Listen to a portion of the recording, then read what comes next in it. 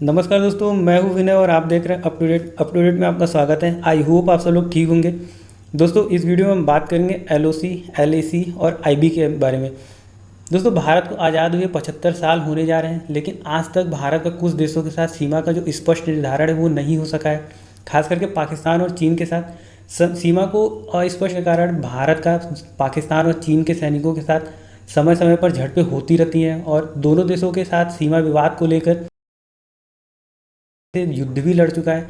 इन झड़पों से बचने के लिए नियंत्रण रेखा का निर्माण किया गया है। दोस्तों, नियंत्रण रेखा क्या है जानने से पहले हमें जानना होगा कि आईबी क्या होता है।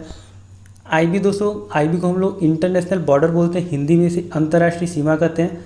अंतर्राष्ट्रीय सीमा दोस्तों उसे कहते हैं जो दो देशों को स्पष्ट रूप से अलग करती हो। इंटरनेशनल बॉर्डर दोस्तों इसे इसलिए कहते हैं क्योंकि दुनिया भर के से जो देश है उनसे ये मान्यता प्राप्त होती है। इंटरनेशनल बाउंड्री को लेकर दोस्तों दोनों भी देशों के बीच में कोई भी विवाद नहीं होता है। भारत के अनुसार भारत का जो अंतर्राष्ट्रीय सीमा है वो चीन, पाकिस्तान, भूटान, म्यांमार, अफगानिस्तान, नेपाल, बांग्लादेश के साथ लगती है, जिसकी कुल लंबाई दोस्तों 15,106.7 किलोमीटर आकी गई है। आइए दोस्तों जानते हैं एलएसी क्या है। एलएसी को दोस्तों हम लोग लाइन ऑफ एक्चुअल कंट्रोल बोला जाता है और इसे हिंदी में हम लोग वास्तविक नियंत्रण रेखा बोलते हैं। एलएसी दोस्तों वो लाइन है जो भारत को चीन द्वारा प्रशासित क्षेत्रों से अलग करती है। 1993 में एक द्विपक्षीय समझौते में लाइन ऑफ एक्चुअल कंट्रोल वजूद में आया था, क्योंकि भारत और चीन के बीच में अभी तक कोई भी स्पष्ट सीमा नहीं है।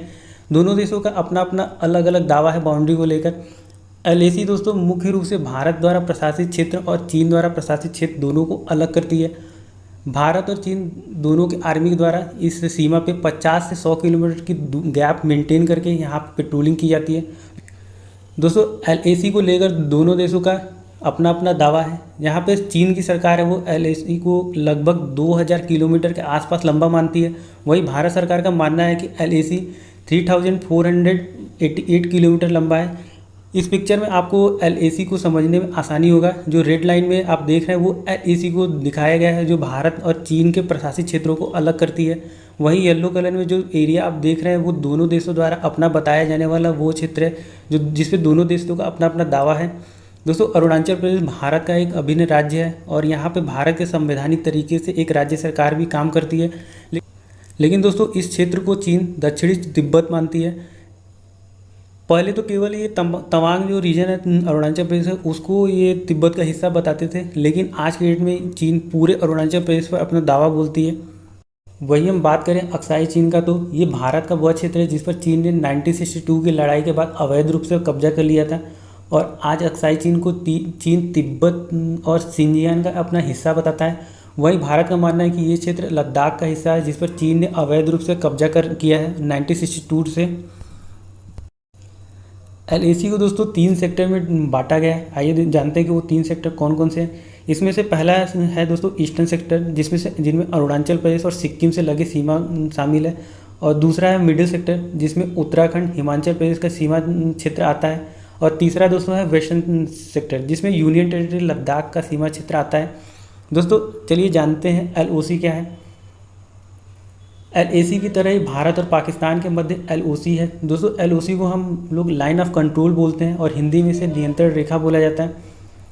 भारत और पाकिस्तान द्वारा प्रशासित क्षेत्र जो जम्मू कश्मीर का क्षेत्र है उसे अलग करने वाला ये लाइन 776 किलोमीटर है, जो कश्मीर के वॉर के बाद 1948 में यूनाइटेड नेशन द्वारा युद्ध विराम के लिए बनाया गया था, जिसको 1972 में शिमला समझौते में लाइन ऑफ कंट्रोल यानी नियंत्रण रेखा का नाम दिया गया।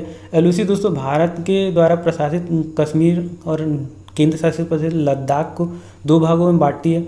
एक वो भाग जो पाकिस्तान द्वारा अवैध रूप से कब्जाया गया है और दूसरा वो क्षेत्र जो भारत द्वारा प्रशासित किया जाता है। दोस्तों इस मैप में आपको समझने में आसानी होगा कि लाइन ऑफ कंट्रोल क्या है। ये जान पाएंगे कि लाइन ऑफ कंट्रोल किस क्षेत्र में उपस्थित है। मैप में आप रेड लाइन एलओसी को दर्शाते हुए देख सकते हैं जो भारत और पाकिस्तान को एक दूसरे से अलग करती है।